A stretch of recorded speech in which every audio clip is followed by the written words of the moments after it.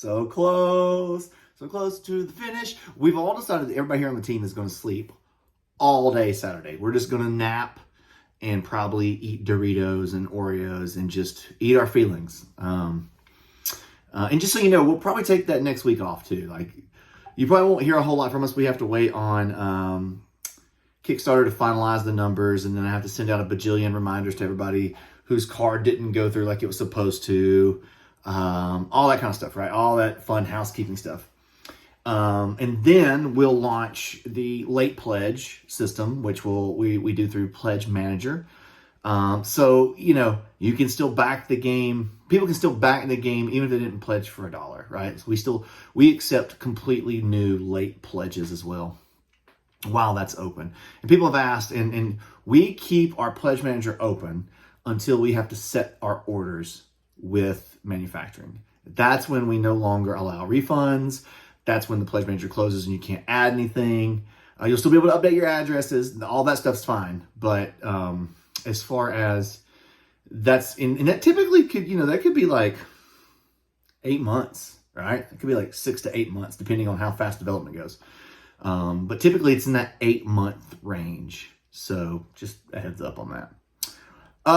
Today is sweet and salty. So yesterday was extra spicy rant. Today is going to be sweet and salty. I want to talk about Krobaak. How did you like that reveal yesterday, right? That narrative, it was so fun to see that, to see his redemption arc, right? To see Krobaak being, I mean, he's a really deep character with a lot going on. And would make really great cannon fodder for a TV show, as far as like a very interesting character to be a part of the crew. So, you know, in general, love that reveal. We've been sitting on that knowing that was coming here at the end. So, glad everybody was so excited for Krobaak to be a part. And his move set, his build is very interesting. I've seen people say tank. He can be tanky. But, I mean, he's more of a berserker a bit, you know, right? Like, he wants to get wounded because then he deals out more damage. But then it'll be up to the team to keep him alive, right? Because once you get 2 wounds, like, any strong attack can finish you off. And then it's not very efficient, right? Then we're having to waste turns, run over, shoving fruit down your throat to resuscitate you, that sort of thing. So, anyway, glad you guys were excited about Krobaak. He's a fun character. And I've loved watching his story arc. So, by the way, tonight I am headed over to Ruel Gaviola's for tabletop tonight. We are going to play some Tidal Blades 2 on his live stream on Twitch. So, make sure if you're around tonight, 7 p.m. Pacific time, to join us and come say hi. I don't know what scenario we're going to run. Which one do y'all want to see? I might do 6. 6 hasn't been seen that much. I know some people don't want spoilers, but fighting the Strangler Queen is super unique and a lot of fun. I don't think Ruel's played at all, so it'd be throwing him into the deep end. Anyway, so just thinking out loud. And then, what do you think about today's reveal? The Angler Blades. Now you got especially if you wanted to buy the minis strictly for the RPG. Now you've got a whole lot of villains, right? Like you've got Old Horn Eyes, you've got Angler, you're gonna have the Angler Blades, you've got the Salamander Thugs.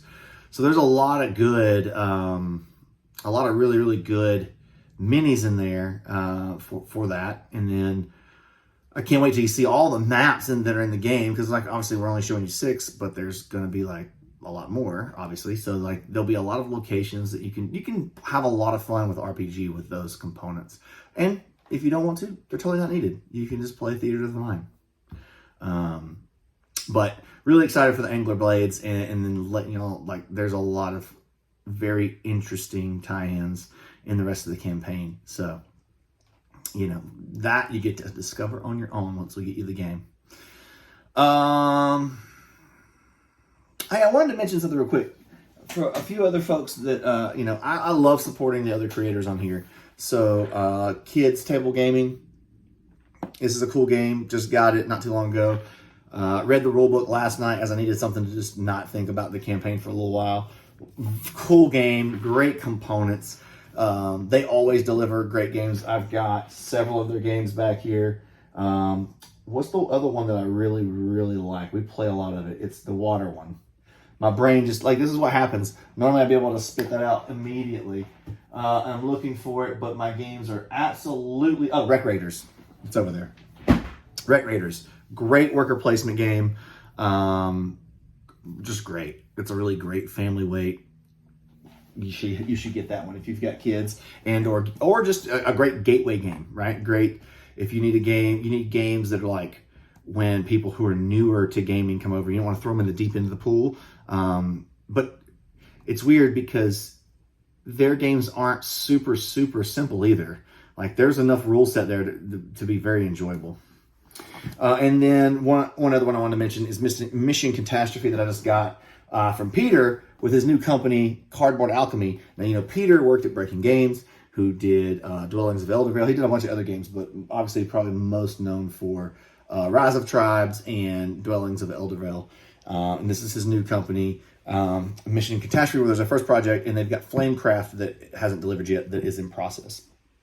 So, really excited to try this game. Looks really fun. Cute art. Love all those things.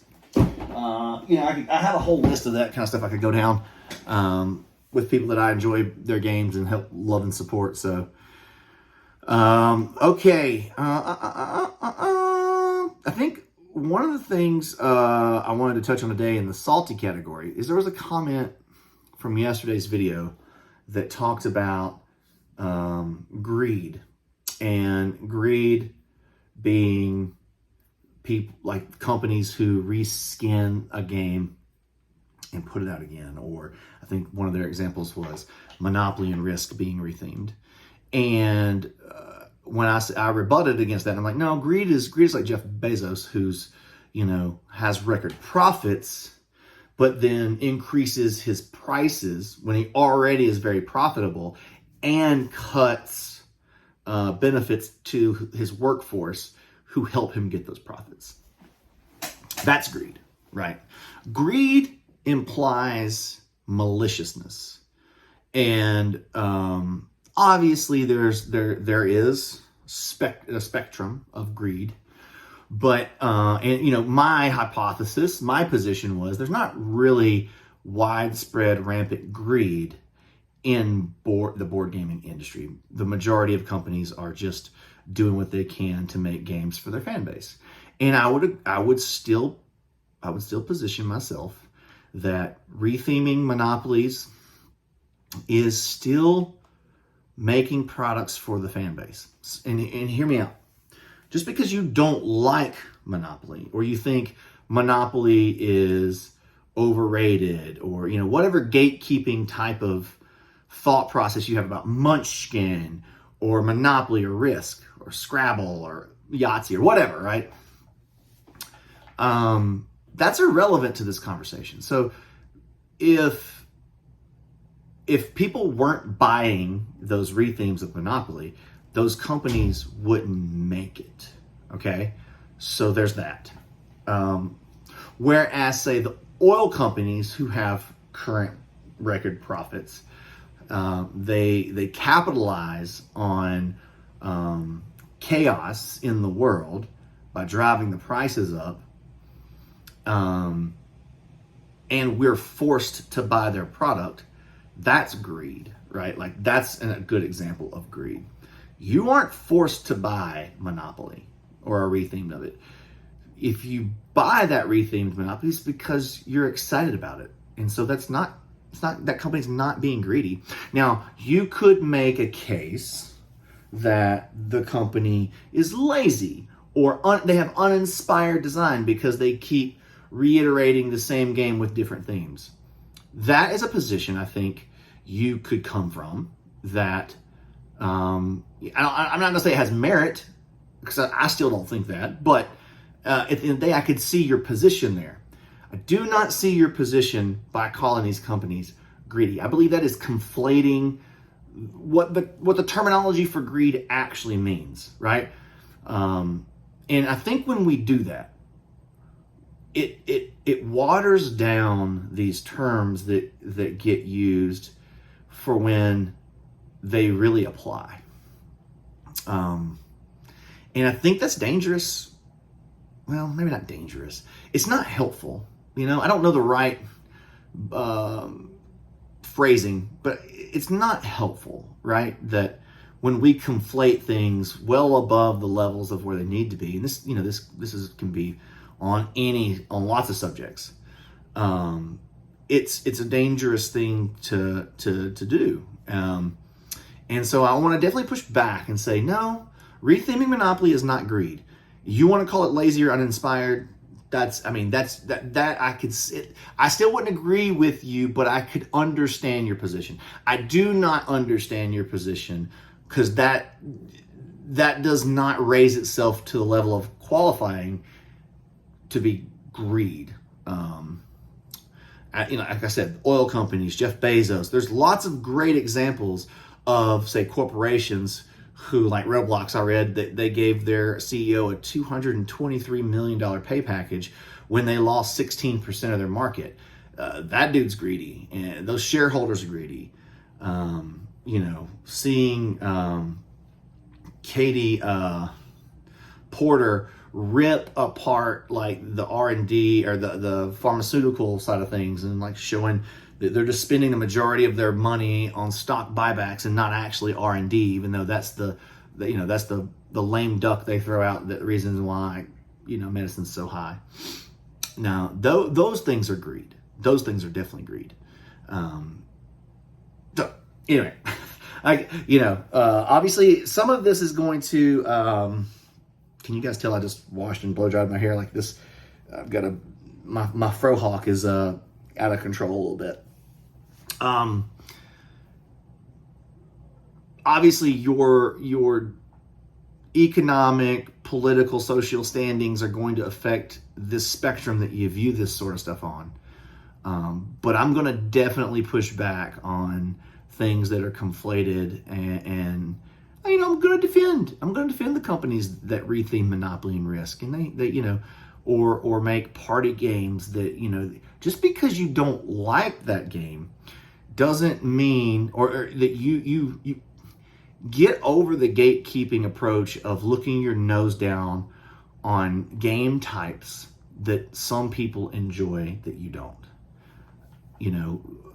I love that Target sells a ton of board games now, because there are people buying board games that would never even know what Gloomhaven Jaws Lion was if it wasn't for Target carrying those games.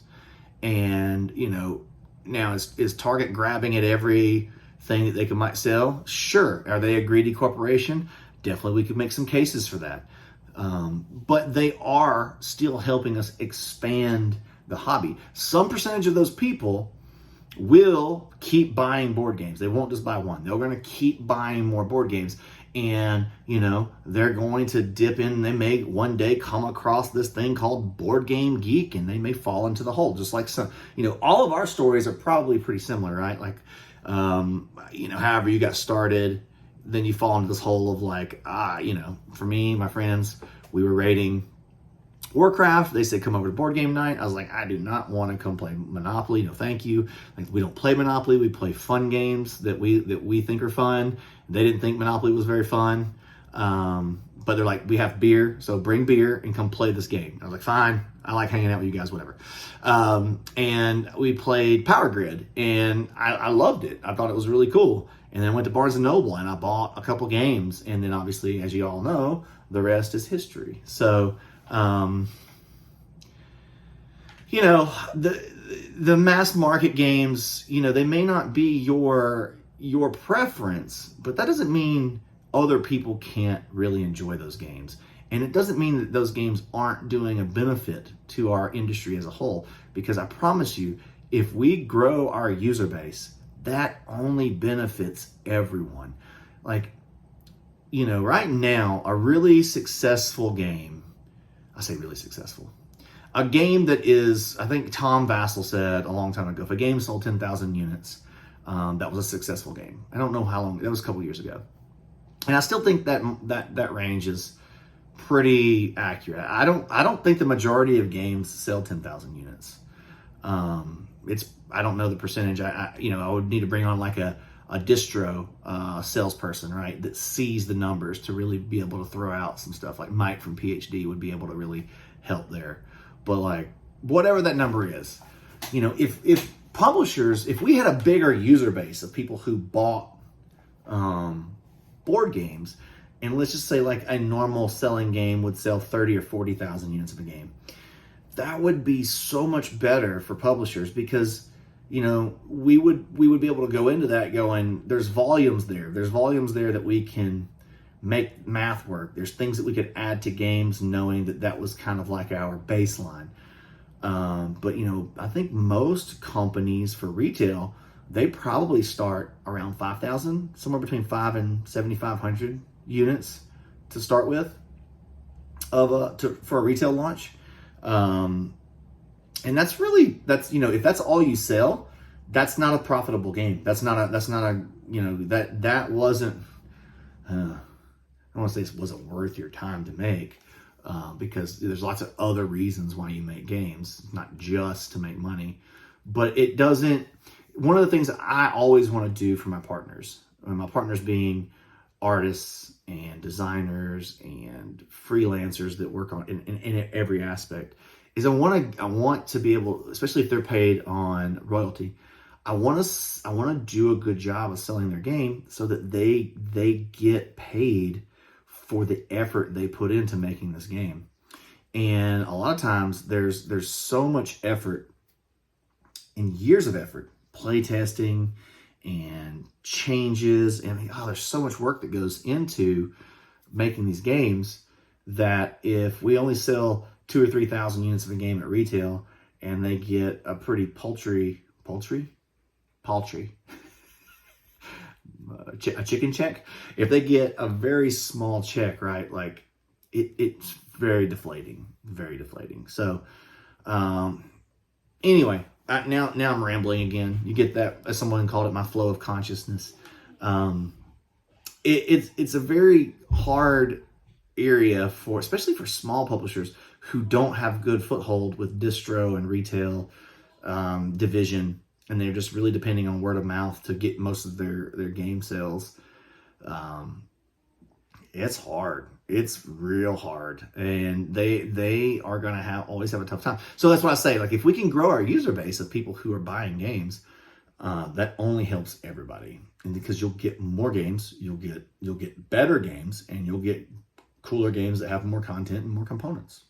Better. So anyway, all right. I think that covers all of my ramblings and rants. Like I said, the day was sweet with a little salt. So I've really, really enjoyed this campaign. I'm glad you guys are enjoying these videos. I'm probably post-campaign. I think I'm going to stick to doing one of these a week. I think that is, I don't think anybody wants to hear from me daily after the campaign.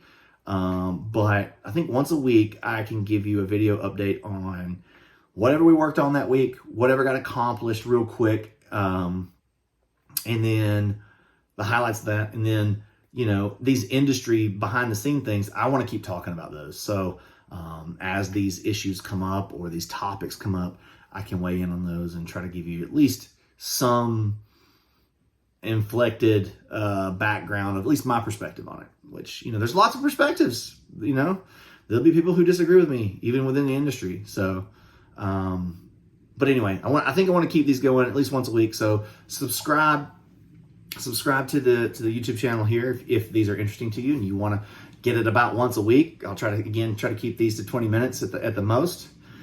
And then don't worry, I'm not going to talk about, if I talk about some sort of thing that we did in these videos, they will make the once a month official Kickstarter update that we've committed to. But you'll just get more detail here probably, because I tend to ramble. Tomorrow's going to be awesome. Tomorrow being the last day of the campaign. You're going to want to watch this video tomorrow. You know what? I'm going to let you guys in on a secret tomorrow that it really doesn't have anything to do with this campaign, but it definitely has something to do with the world of Tidal Blades. See you tomorrow.